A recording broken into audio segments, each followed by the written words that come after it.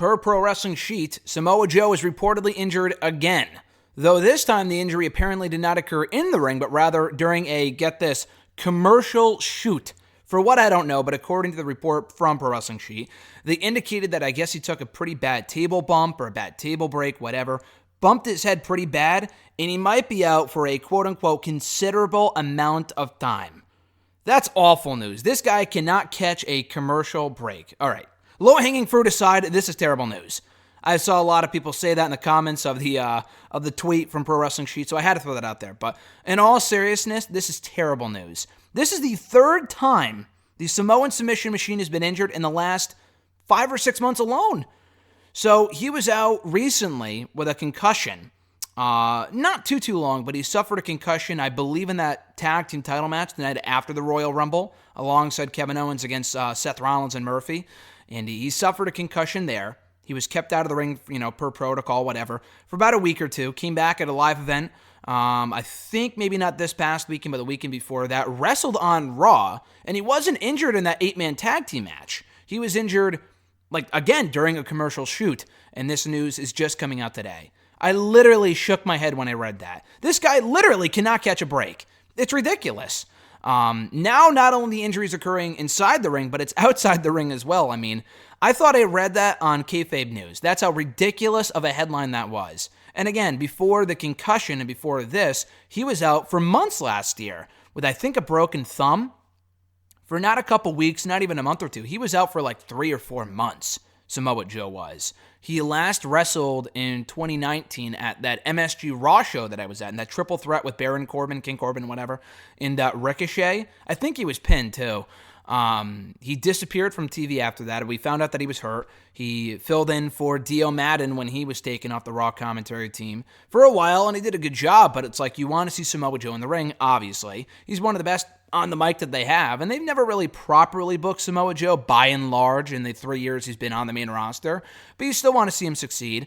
So he came back to action early on this year in January. I think he, officially returned in the last Raw of last year, another show that I was at, and then I think he had his first match back on either the first or second Raw of 2020, and now he's injured again. And that's not even taking into account the other injuries he suffered throughout his WWE career. He was hurt back in the summer of 2017. I forgot with what, but I feel like it was a shoulder injury.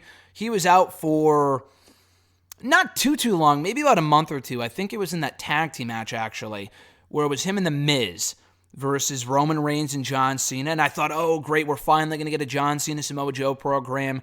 I mean, Joe was injured anyway, but it was pretty clear from that point forward they were headed towards a Roman Reigns and John Cena program. So we never got that dream match. I think a lot of people would call John Cena versus Samoa Joe one-on-one a dream match. And honestly, at this point, I'm not even sure if we're ever going to get it. So he was out then for about 2 months. He was back for a few months, ready to compete in his first Royal Rumble and WrestleMania, because he missed WrestleMania 33 despite being healthy. They just didn't have a place for him on the show. And then he got hurt early on in 2018. I think he rolled his ankle or something very simple in a match with Rhino on Raw. And he was out for, again, another 3 or 4 months, out until the night after WrestleMania 34. So he was at WrestleMania last year, got that dominant win as the United States champion over Rey Mysterio. That was a cool moment. But this guy's career, the booking hasn't really done him many favors, but the injuries are also not helping his cause at all.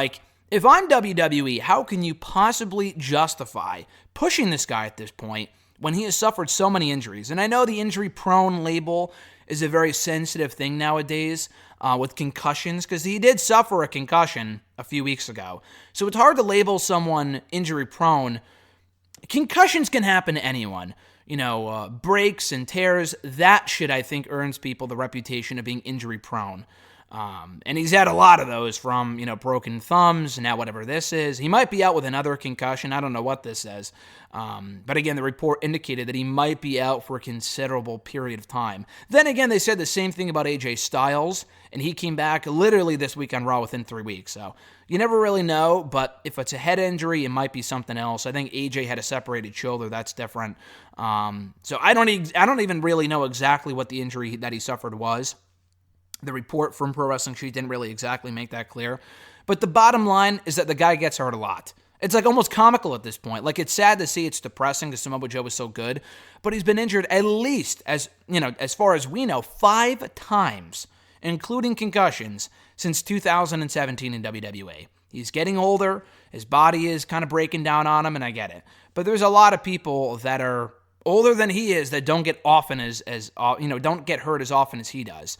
So it sucks, and hopefully he is back soon, but I don't ever see him getting his just due as world champion or really any sort of meaningful push in WWE after this. How could they possibly look at him as being anything but injury prone? And I hate to say it, but Daniel Bryan overcame that stigma, which is great. He was injured a lot. He had the neck issue. He had what caused him to retire in the first place, many, many years ago. And they still put the WWE Championship back on him for a while. Not a week or two, not a night. He was WWE Champion for from November to April, about 4 or 5 months. That's a long time.